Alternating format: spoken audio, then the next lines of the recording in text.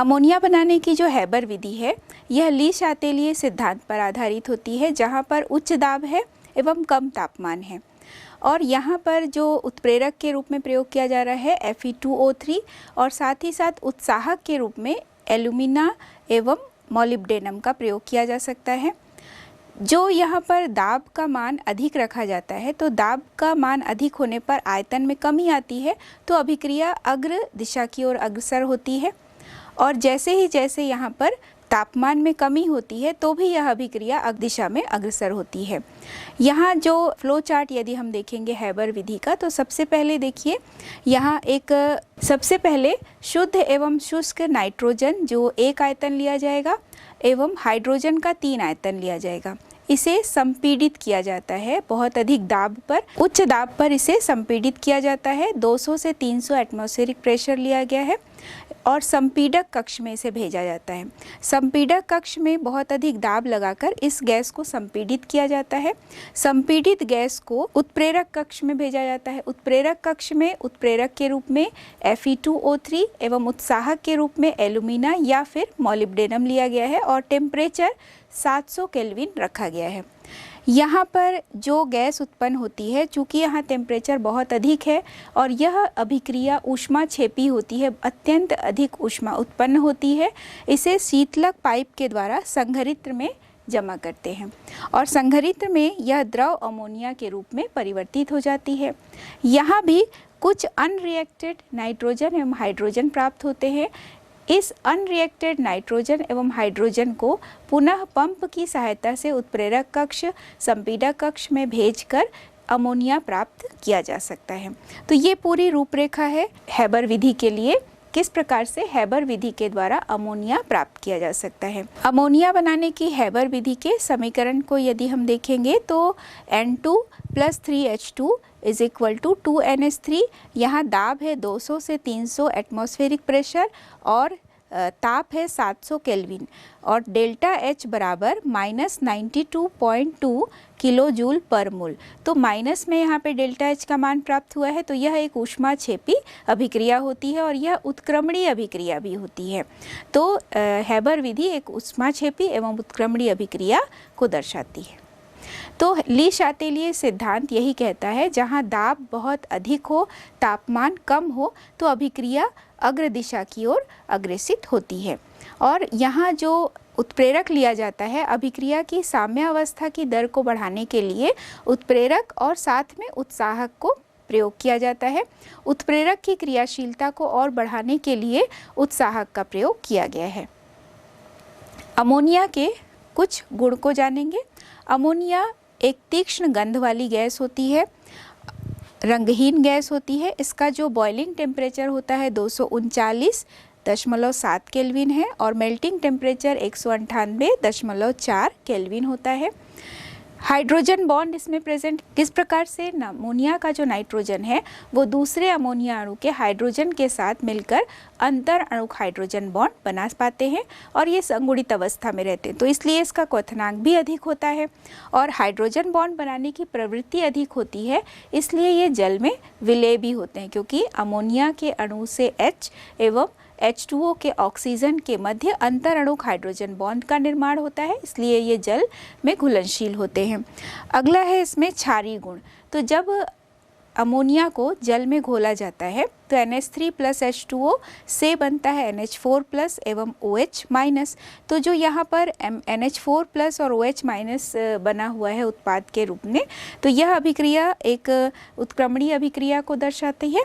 और यहाँ पर जो वियोजन, जो यहाँ पर Kb का मान है वो हम द्रव्य अनुपाती क्रिया के नियम के आधार पर ज्ञात कर सकते हैं। जो भी उत्पाद प्राप्त होते हैं उसके सक्रिय मात्रा एवं जो अभिकारक है उसकी सक्रिय मात्रा, दोनों के अनुपात को हम कहते हैं वियोजन। जो स्थिरांक है उसका मान यहाँ पर बहुत कम प्राप्त होता है।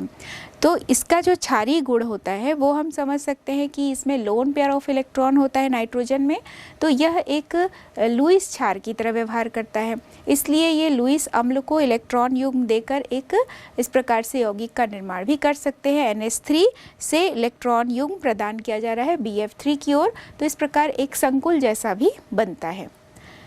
अमोनिया की क्षारीय प्रवृत्ति को समझने के लिए हम इसकी क्रिया अम्ल से भी करवाते हैं। तो अम्ल से क्रिया करके यह लवण का निर्माण करता है। तो NH3 plus HCl is equal to NH4Cl का निर्माण होता है, अमोनियम लवण प्राप्त होता है।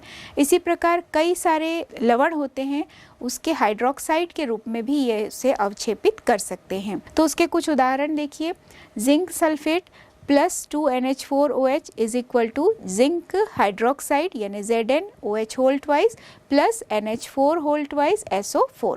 इसी तरह जो FeCl3 है, FeCl3 धातु का एक लवण है, उस पर जैसे ही अमोनिया की क्रिया कराई जाती है तो पहले तो आयरन के हाइड्रोक्साइड प्राप्त होते हैं और उसके बाद फिर Fe2O3.XH2O प्लस NH4Cl प्राप्त होता है। तो एक गहरा भूरा रंग हमें दिखाई देने लगता है।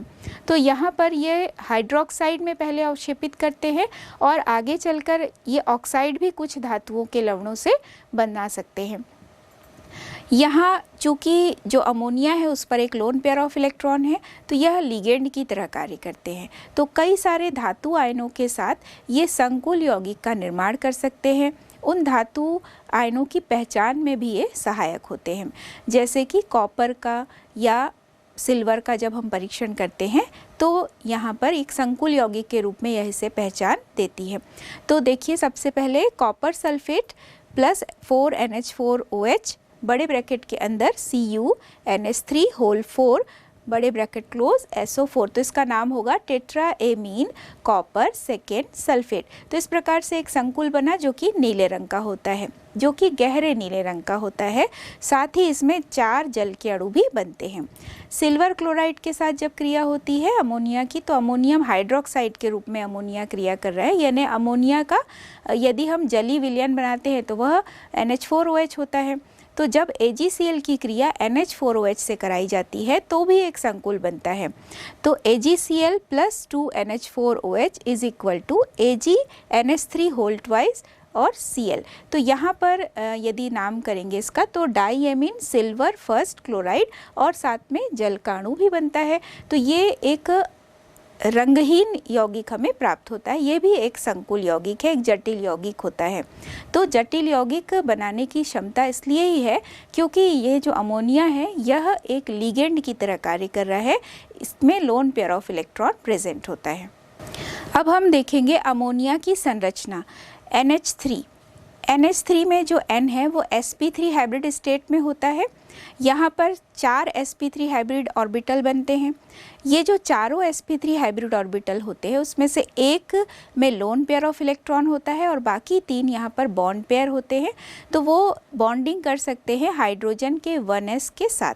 तो हाइड्रोजन के 1s के साथ जब अतिव्यापन करते हैं तो सिग्मा बॉन्ड फॉर्म करते हैं और अमोनिया का जब निर्माण होता है तो यहाँ एक लोन पेयर प्रेजेंट है।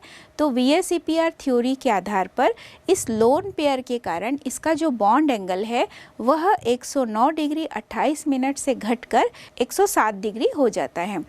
चूँकि VSEPR थ्योरी में ये कहा गया है कि लोन पेयर प्रतिकर्षण सबसे ज़्यादा है, फिर लोन पेयर बॉन्ड पेयर और सबसे कम बॉन्ड पेयर। यहाँ इसकी जो संरचना है वह होनी चाहिए थी चतुष्फल की। चूँकि यहाँ पर लोन पेयर प्रेजेंट है तो इसकी संरचना हो जाएगी पिरामिडी। अब हम अमोनिया के उपयोग के बारे में जानेंगे। अमोनिया का प्रयोग उर्वरकों के निर्माण में किया जाता है, जैसे ammonium sulphate, ammonium phosphate, urea, इन सभी में इसका प्रयोग किया जाता है।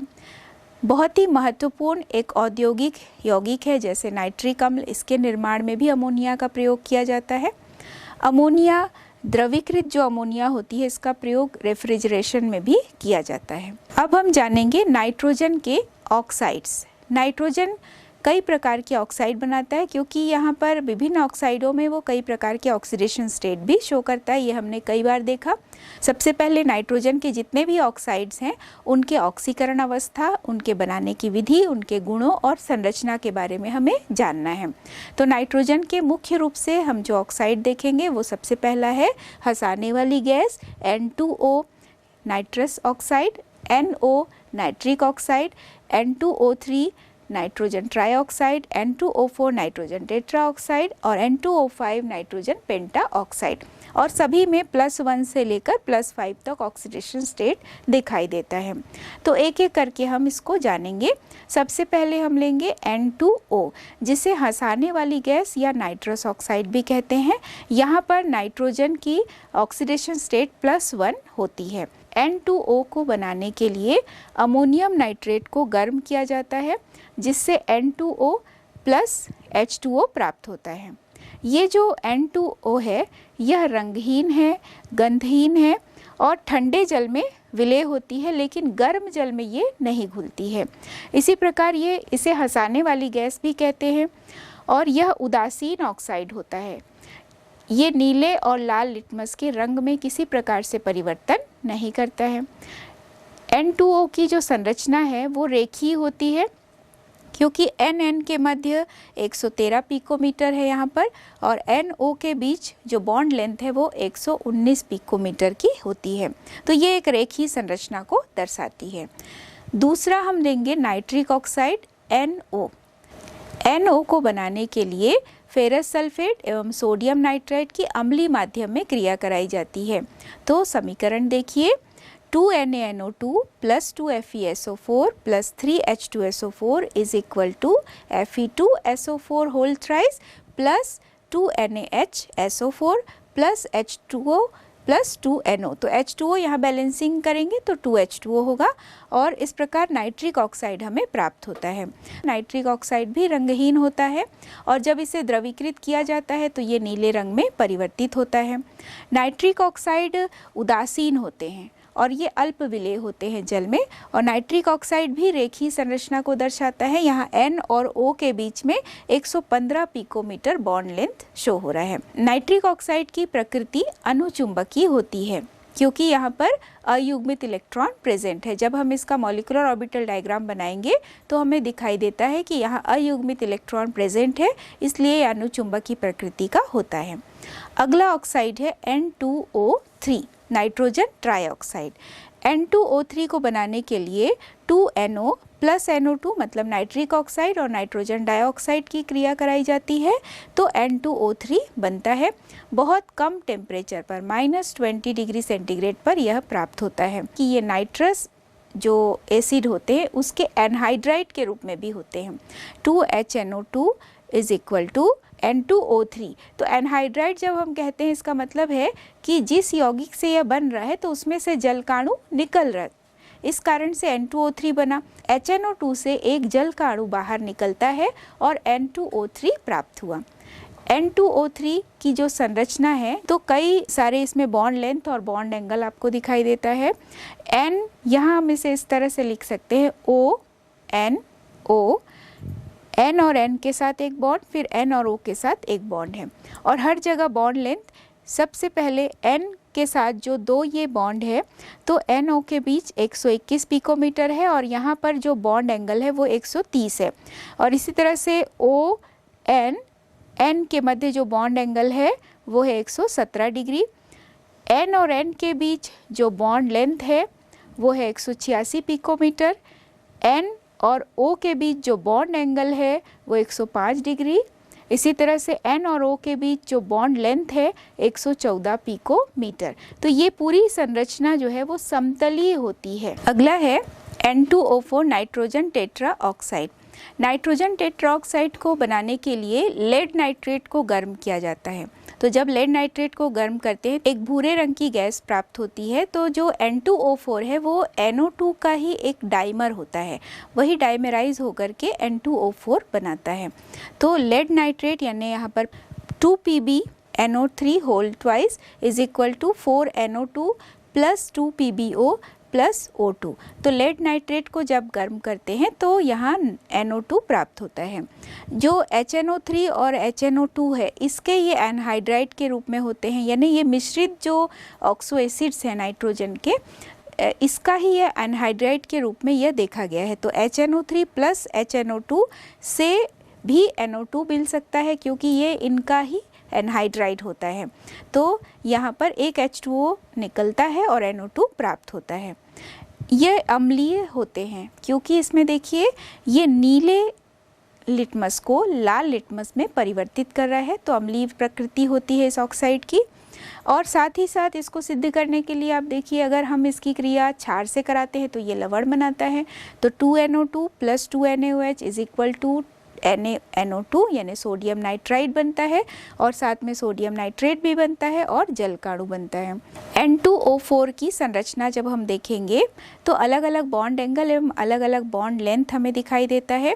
यहाँ पर देखिए ONO, तो इनके मध्य जो बॉन्ड एंगल है 135 डिग्री है। NN में जो बॉन्ड लेंथ है 175 पिकोमीटर। NO के मध्य यहाँ पर जो बॉन्ड लेंथ है वो 121 पिकोमीटर होती है।